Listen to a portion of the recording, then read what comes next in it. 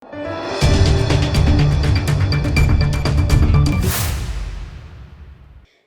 દર્શક મિત્રો, આપ જોઈ રહ્યા છો લોકમૈત્રી ન્યૂઝ। હવે જોઈએ અગત્યના સમાચાર।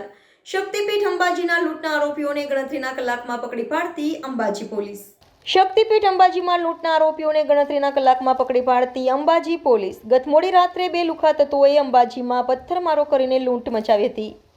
વહેલી સવારે અંબાજી પોલીસને ફરિયાદ મળતા આરોપીને પકડી જેલ હવાલે કર્યા હતા। બંને આરોપીએ ધોકા વડે લૂંટ કરીને 9,700 રૂપિયા પડાવ્યા હતા। લૂંટના ગુનામાં પકડાયેલા આરોપીઓના નામ પપ્પુ ભગા સોલંકી અને સુરેશ ગના સોલંકી છે। અંબાજી પીઆઈની ખુલ્લી ચેતવણી છે કે આવા અસામાજિક તત્વોને કડક શિક્ષા આપીશું। પવિત્ર યાત્રાધામમાં કોઈ પણ પ્રકારની દાદાગીરી કોઈની પણ ચાલશે નહીં તેવું અંબાજી પીઆઈ આરબી ગોહિલે મીડિયા સમક્ષ જણાવ્યું હતું। આજરોજ અંબાજી પોલીસ સ્ટેશનમાં ફરિયાદી નિર્મળભાઈ જોશીએ એમની સાથે જે ગઈકાલે લૂંટની ઘટના બનેલી એમને મારીને એમની પાસેથી 9,700 જેટલી રકમ લૂંટીને આરોપીઓ જતા રહેલા હતા।